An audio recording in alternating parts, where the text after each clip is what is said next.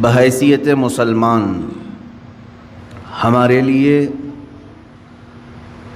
اسلام میں عبادات جتنی اہمیت کی حامل ہیں، نماز، روزے، حج و زکوٰۃ، تو صرف ان ایکٹیویٹیز اور ان اعمال کی ہی اہمیت نہیں، بلکہ ہمیں روزمرہ زندگی جو ہم گزارتے ہیں، ہم کیا کھا رہے ہیں اور کیا پی رہے ہیں، کیا کما رہے ہیں، اس کا بھی اسلام میں بڑا گہرا تعلق ہے۔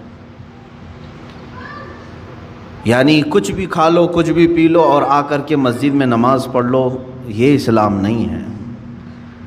اسلام تمہیں اندر سے بھی پاک دیکھنا چاہتا ہے، باہر سے بھی پاک دیکھنا چاہتا ہے۔ چہرے سجا لیں، کپڑے اچھے پہن لیں، لیکن پیٹ میں حرام رزق ڈال کر کے آئیں، اللہ کی بارگاہ میں اس کا کوئی سجدہ قبول نہیں ہے۔ تو ظاہر کا نام صرف اسلام نہیں ہے، ہمارے باطن کی اصلاح بھی ضروری ہے۔ اسی لیے اسلام میں رزق کی بڑی اہمیت ہے، ہم کیا کھا رہے ہیں، کیا پی رہے ہیں۔ اگر آپ نے رزق کے متعلق سوچ و بچار نہیں کیا تو ہو بہو آپ اس کائنات میں جانوروں کی زندگی گزار رہے ہیں۔ جانوروں کے لیے کوئی ریسٹرکشن نہیں ہے، کوئی حد نہیں ہے، کوئی ممانعت نہیں ہے۔ اگر وہ غلاظت کھا لے تو بھی کوئی اس کو برا نہیں سمجھتا، چارہ کھا لے تو بھی کچھ برا نہیں سمجھتا، سڑا ہوا کھا لے تو بھی کچھ برا نہیں سمجھتا، مرا ہوا کھا لے تو بھی کسی کو کچھ فرق نہیں پڑتا۔ جانوروں کی زندگی میں، کھانے پینے کے معاملات میں ظاہر سی بات ہے کوئی لمٹ ان کے ہاں موجود نہیں ہے۔ انسان ہیں آپ، اشرف المخلوقات ہیں۔ اسی لیے رب تعالیٰ فرماتا ہے یا ایھا الذین آمنوا، اے ایمان والو، کلوا من طیبات ما رزقناکم، ہم نے جو تمہیں رزق دیا ہے ان میں سے پاکیزہ چیزیں کھاؤ، پاکیزہ چیزیں کھاؤ، واشکروا للہ، اور اللہ کا شکر بجا لاؤ۔ اور حدیث پاک رسول کریم صلی اللہ علیہ وسلم فرماتے ہیں اللہ طیب ویحب الطیب، اللہ تعالیٰ پاک ہے اور پاک چیز کو ہی پسند کرتا ہے۔ پاک چیز کو وہ زیادہ پسند فرماتا ہے۔ تو پاک جس طرح سے، اب آپ کو میں مسائل بتاؤں، نماز میں آنے سے پہلے آپ کئی چیزوں پر توجہ دیتے ہیں۔ بدن پاک ہے یا نہیں، سب سے پہلے آپ یہ دیکھتے ہیں کہ کہیں پیشاب پخانہ یا نجاست حقیقی نہ ہوئی ہو، یعنی غسل واجب نہ ہوا ہو، ایسی ساری چیزیں آپ بدن کا دیکھ لیتے ہیں۔ دوسرے نمبر پر آپ جو کپڑے پہنے وہ بھی دیکھتے ہیں کہ کہیں ان کپڑوں پر کوئی نجاست تو نہیں لگی ہے۔ کپڑے بھی پاک ہیں، بدن بھی پاک ہے۔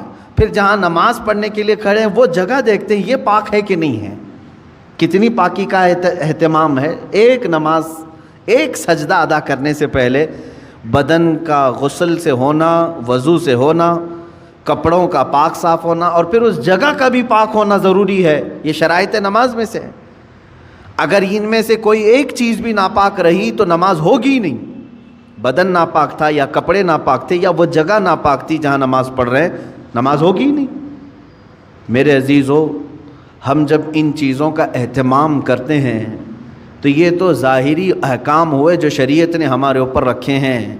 اور حدیث پاک میں اللہ تعالیٰ کے حبیب صلی اللہ علیہ وسلم فرماتے ہیں ان اللہ لا ينظر الى صورکم بل الى قلوبکم، اللہ تمہاری صورتوں کی طرف نہیں دیکھتا، تمہارے دلوں کی طرف دیکھتا ہے۔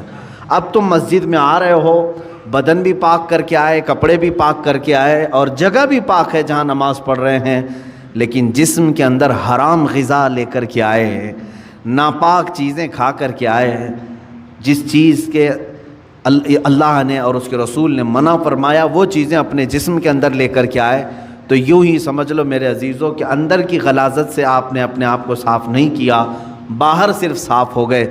اسی وجہ سے نمازوں کا کما حقہ لطف بھی نہیں مل پاتا، عبادتوں کا وہ ذوق بھی نہیں آ پاتا۔ اس کی وجہ کیا ہے؟ اندر سے یہ خرابی موجود ہے، اوپر سے جتنی لیپا پوتی کر لیں۔ اس کی مثال یوں ہی ہے، آپ نے اپنے جیب میں سڑے ہوئے گوشت کے ٹکڑے رکھے ہیں، مردہ رکھا ہوا ہے، ظاہر سی بات ہے ایک مردہ اور یہ سڑے ہوئے گوشت کی بدبو کتنی ہوتی ہے، یا غلاظت اپنی جیب میں رکھے ہوئے ہیں، اوپر سے عطر پر عطر لگا رہے ہیں، عطر پر عطر لگا رہے ہیں۔ جتنا بھی عطر لگاؤ وہ اندر کی غلاظت کی بدبو آ ہی جاتی ہے، اور کبھی ایسا ہوتا ہے کہ اس عطر کا بھی فائدہ نہیں ہوتا، وہ مکس ہو کر کے کوئی اور ہی بو بن جاتی ہے، کوئی اور ہی مہکانے لگ جاتی ہے۔ عزیزان گرامی، ہم اپنے اندر کی غلاظتوں کو رکھ کر کے اگر نماز، روزے، زکوٰۃ یہ ساری چیزیں کرتے رہیں تو ایسی ہی ہے کہ یہ عبادتوں کا کما حق و فائدہ نہیں اٹھا پاتے، نمازوں میں لطف کیوں نہیں مل پاتا، سجدوں میں یہ تڑپ کیوں نہیں آ پاتی، دلوں کی پاکیزگی اور حلال رزق کی جو اہمیت اسلام میں ہے اس کی طرف توجہ نہ دینے کی وجہ سے یہ ساری چیزوں کی خرابی آتی ہے۔ کسی نے کہا تھا آپ تو کہتے ہیں قرآن میں ہے، اللہ نے فرمایا ان الصلاۃ تنہی عن الفحشاء والمنکر، بے شک نماز ہر بے حیائی اور برائی سے روکتی ہے۔ ادھر نماز پڑھ رہا ہے ادھر چپل چوری کر رہا ہے، ادھر نماز پڑھا ادھر فوراً باہر نکلتے ہی اجنبی عورتوں پر نظر ڈال رہا ہے، تو کہاں اس کی نماز نے تو بے حیائی سے اسے روکا ہی نہیں۔ قرآن کہہ رہا ہے نماز بے حیائی سے بچاتی ہے، برائی سے بچاتی ہے۔ ظاہر سی بات ہے آپ کا سوال حق ہے، نماز بے حیائی اور برائیوں سے بچاتی ضرور ہے، اس میں نماز کا قصور نہیں میرے عزیز۔ نماز کو جس انداز سے پڑھنے کا حکم دیا گیا تھا وہ نماز تم نے اگر پڑھ لیا ہوتا، ظاہر بھی پاک ہو باطن بھی پاک ہو، پھر دیکھو تمہیں نماز صرف بے حیائی اور برائیوں سے بچاتی نہیں بلکہ مولا کے قرب تک پہنچاتی ہے، اللہ رب العزت کے قرب تک پہنچاتی ہے۔ صاف سی بات ہے میرے عزیزو، اللہ کے حبیب صلی اللہ تعالیٰ علیہ وسلم کی ایک حدیث پاک میں ذکر کرتا ہوں آج۔ حضور اکرم صلی اللہ تعالیٰ علیہ وسلم ارشاد فرماتے ہیں، اے میرے صحابہ، ان قریب تم دیکھو گے میری امت پر ایک ایسا زمانہ آئے گا کہ لوگ حلال و حرام کی تمیز بھول جائیں گے، جو ہاتھ میں آیا وہ کھا لیں گے، اور یہ وہ زمانہ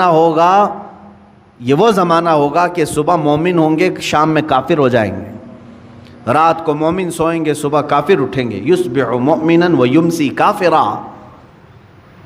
یہ وہ زمانہ آ گیا ہے میرے عزیزو، امت کا اکثر حصہ آج حلال و حرام کی تمیز بھول چکا ہے۔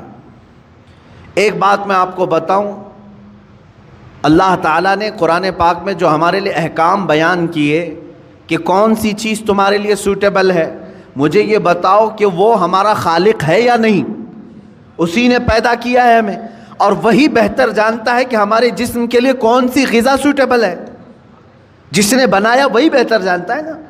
جب اس نے قرآن پاک میں ہمارے لیے فرما دیا کہ تمہارے لیے حلال سوٹیبل ہے، صرف پاکیزہ غذائیں، اور اس نے تو تمہارے لیے اتنا اہتمام فرمایا، تفسیر میں نے پڑھا اللہ رب العزت نے اس اشرف المخلوقات کو اتنی عزت دی ہے کہ زندگی میں اگر سب سے زیادہ ضرورت کسی چیز کی ہوتی ہے تو کھانے پینے کی ہوتی ہے۔ بغیر کھائے پیے کون زندہ رہتا ہے؟ آپ بغیر کپڑوں کے رہ لیں گے، بغیر مکان کے رہ لیں گے، بغیر پیسوں کے رہ لیں گے، لیکن بغیر کھانے پینے کے بہت کم دن تک آپ رہیں گے۔ یہ سب سے زیادہ ضروری چیز ہے آپ کے لیے، کھانا پینا، ہوا پانی۔ لیکن پورے جانوروں کو دیکھو، ان کا رزق ان کے سامنے پڑا رہتا ہے، سر جھکا کر کھاتے ہی کہ نہیں کھاتے؟ بکری اپنا چارہ زمین پر چاٹ کر کے کھاتی ہے، بیل، بھینس، کتا، بلی، جس کو بھی آپ کھانا ڈالیں، پانی ڈالیں، دودھ ڈالیں، جو کچھ بھی ان کی غذائیں ڈالیں، وہ اپنا سر زمین پر رکھ کر کے اپنی زبان کو کھانے سے لگا کر کے کھاتی ہیں، سر نیچے کر کے کھاتی ہیں۔ اشرف المخلوقات کو اللہ تعالیٰ نے یہ عزت بخشی ہے کہ تمہارا سر رزق کے سامنے بھی جھکنے نہ پائے، یہ صرف اللہ نے اپنے لیے بنایا ہے، وہاں پر بھی جھکنے نہ پائے۔ تم ہاتھوں سے اٹھاؤ اور اپنے منہ تک لے جاؤ۔ کچھ جانور ہو سکتا ہے اس طرح کے کھانے میں ہوں، لیکن تفسیر میں فرمایا کہ اشرف المخلوقات کی یہ عزت ہے کہ اللہ نے تمہارے سر کو رزق کے سامنے بھی جھکنے نہیں دیا۔ میرے عزیزو، جس کو اللہ تعالیٰ نے اتنا پاکیزہ بنایا ہے کہ اس صورت کو اللہ قرآن میں فرماتا ہے کہ ہم نے سب سے بہترین صورت اگر اپنی مخلوق میں کسی کو دی ہے تو وہ انسانوں کو دی ہے، انسانوں کو سب سے بہترین صورت دی ہے۔ اس کی لاکھوں کی مخلوق ہیں، جانور ہوں، پرند ہوں، جنات ہوں، ملائکہ ہوں، سب مخلوقات ہیں۔ ان مخلوقات میں سب سے اچھی صورت کس کو ملی ہے؟ انسان کو ملی۔ اگر انسان کو سب سے اچھی صورت نہ ملی ہوتی تو کبھی انسانوں میں اللہ اپنے محبوب کو نہیں پیدا کرتا، وہ اور اچھی صورت والوں میں پیدا کرتا۔ محبوب صلی اللہ علیہ وسلم کا انسانوں میں پیدا ہونا اس بات کی علامت ہے کہ اللہ نے اس انسان کو سب سے اشرف صورت عطا کی ہے۔ اور یہ بھی روایت میں ملتا ہے کہ قیامت کے دن اگر یہ انسان غلطی کیے، کفر کریں، شرک کریں، برائیاں کریں، جہنم میں ان کو ڈالنا ہوا بھی تو اس شکل سے کوئی جہنم میں نہیں جائے گا، جہنمی کی صورت بدل دی جائے گی، جہنم میں جانے والے کی صورت بدل جائے گی۔ بلکہ فرمایا گیا کہ اگر وہ جہنمی، ایک جہنمی جس کے بارے میں کہا گیا ہے اگر وہ مکہ اور مدینے کے درمیان بیٹھ جائے تو اس کے دونوں ہاتھ پھیل جائیں گے، 450 کلومیٹر کا فاصلہ ہے، اتنا بڑا اور چوڑا اس کو بنا دیا جائے گا، اور اس کا صرف ایک کان ایک ہاتھی کے برابر، اس کے جبڑے پہاڑوں کے برابر ہوں گے۔ ایک جہنمی کی شکل اتنی بڑی بنائی جائے گی کیونکہ اسے عذاب چکھانا ہے، یہ چھوٹی چھوٹی صورتوں کے ساتھ نہیں۔ اب بتائیں محدثین نے اس شکل کے ساتھ جہنم میں کیوں نہیں ڈالا جائے گا؟ فرمایا گیا کہ اس لیے کہ اسی شکل میں اللہ نے اپنے محبوب کو پیدا کیا ہے۔ محبوب اکرم صلی اللہ تعالیٰ علیہ وسلم انسانی شکل میں ہیں، تو انسانی شکل کو اللہ تعالیٰ جہنم میں نہیں ڈالے گا۔ میرے عزیزو، میں بات یہاں پر یہ کر رہا ہوں کہ جس کو اللہ نے اشرف بنایا، اعظم بنایا، اجمل بنایا، خوبصورت بنایا ہے، اس کی زندگی کے لیے تو یہ ضروری ہے کہ اب وہ کیا کھا رہا ہے، کیا پی رہا ہے، اپنے سٹینڈرڈ کو دیکھ کر کے کرے، اپنے معیار کو دیکھ کر کے۔ تم اگر وہی چیزیں کھا رہے ہو جو کتا کھا رہا ہے تو فرق کیا رہ گیا تمہارے پاس؟ تم اگر وہی چیزیں کھا رہے ہو جو خنزیر کھا رہا ہے تو فرق کیا رہ گیا تمہارے؟ تم اشرف المخلوقات ہو، تمہیں اللہ نے پاکیزہ اور حلال چیزیں عطا کی ہیں۔ کیا کسی انسان کو غلاظت کھاتے ہوئے دیکھا آپ نے؟ اور اگر وہ کھاتا ہے تو عقل سے بہرا ہے، عقل سے پیدل ہے، انسانیت بھول چکا ہے۔ عزیزان گرامی وقار، جب ہم غلاظت، پیشاب، پاخانہ، گوبر نہیں کھا سکتے انسان، تو اسی طرح مسلمان کو اللہ تعالیٰ نے فرمایا تم سود نہیں کھا سکتے، تم جوا کے پیسے نہیں کھا سکتے، تم چوری کا مال نہیں کھا سکتے، اس لیے کہ یہ بھی غلاظت ہے، یہ غلاظت ہے، اور ایسی غلاظت ہے کہ بظاہر تمہیں نظر نہیں آئے گی لیکن تمہاری روح کو ہمیشہ کے لیے خراب کر دے گی۔ کچھ چیزیں زہر ہیں میرے عزیزو، پوائزن، اگر پوائزن پی لو تو ہو سکتا ہے کہ تمہاری جان چلی جائے، گوشت کے ٹکڑے گل جائیں، انتڑیاں کٹ جائیں، لیکن جو حرام پوائزن ہے، سود ہے، جس کو آپ فائنانس کہو، بڈی کہو، بیاج کہو، کہ کوئی بھی نام دے لو، شراب حرام کر دیا اللہ تعالیٰ نے، یہ پوائزن ہے، زہر ہے مسلمان کے لیے۔ جوا حرام کر دیا ہے شریعت اسلامیہ نے، اس سے جو بھی آمدنی ہوئی، جو بھی انکم ہوئی، یہ غلاظت ہے، یہ پوائزن ہے۔ یہ جب ہمارے پیٹ کے اندر جائے تو کیا ہوتا ہے جانتے ہیں؟